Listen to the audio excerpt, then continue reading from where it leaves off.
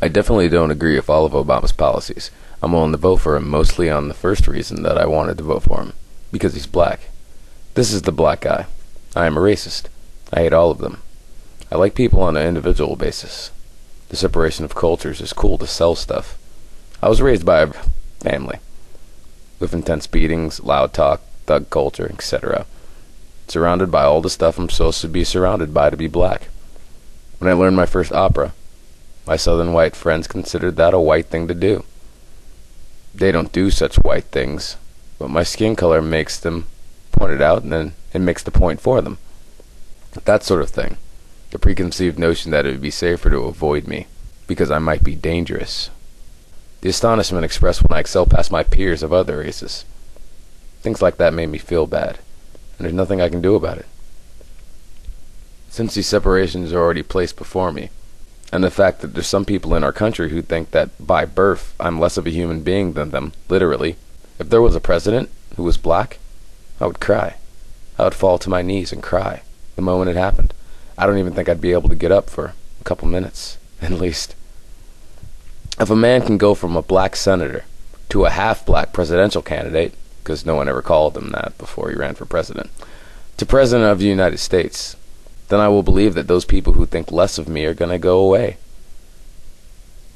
Black people were brought here, divided themselves by class in order to survive.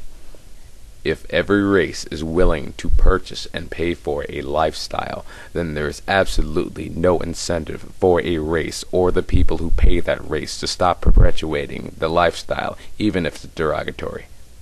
I wish white people could meet and discuss white issues without being called hate groups.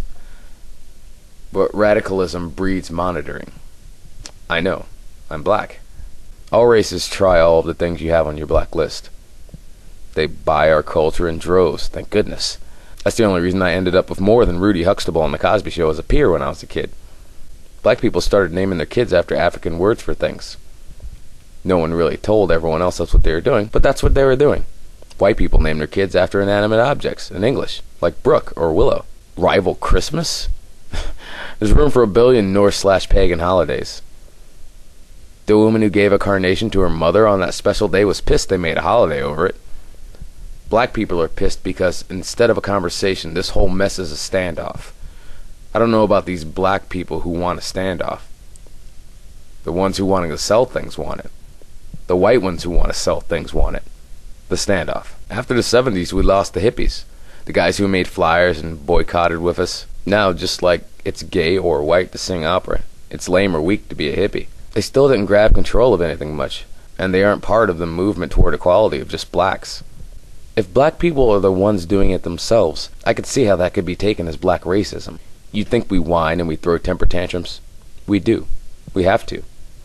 I've almost been killed because I'm black, and that was the only reason.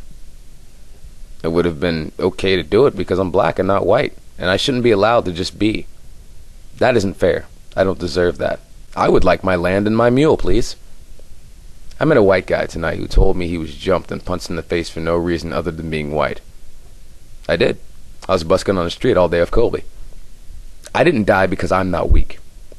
This guy didn't die because he wasn't either. This white guy was just as racist as I am. So were the older black and white people I know in Beaufort, South Carolina. They are grandparents of both races, blaming things in the other race, and teaching their grandkids why that race is bad.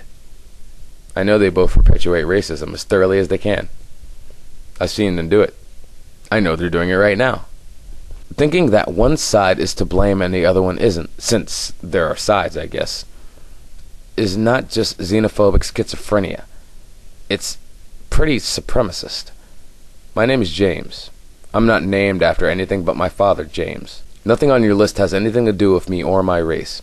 It has to do with your lack of personal responsibility. You've been here for a while, I assume, America and all. And you've got such a problem with the state of your people, the other ones, the black ones. This is your doing just as much as my family, or the relatives of my family, of any race. I'm glad you made a list. You start at the top of that one, and I'll start at the bottom. And if you like, as soon as possible, we'll start on the list for whites, starting with the mythic classification of people based on media imagery and low economic situation and expectation. When we're done, We'll party. Sincerely, James.